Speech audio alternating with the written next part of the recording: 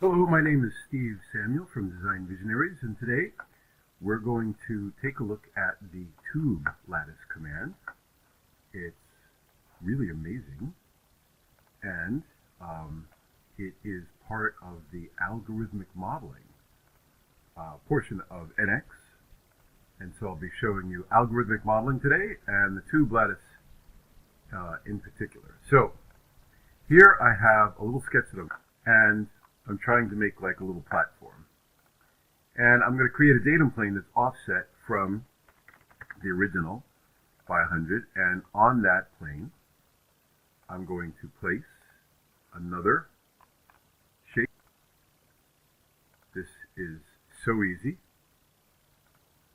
And I've always enjoyed the ability that NX has to do sketches, other curves. The curves ability, I think, is amazing.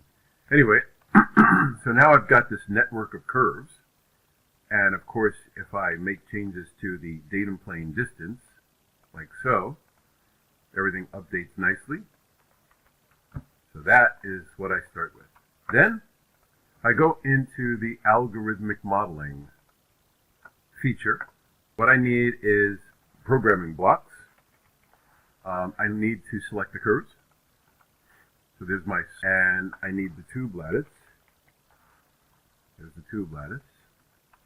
So I'm going to connect the selection of the curves to the tube lattice. What I need to do is click on the select curve, and I can select all these curves just by grabbing them like that and saying OK.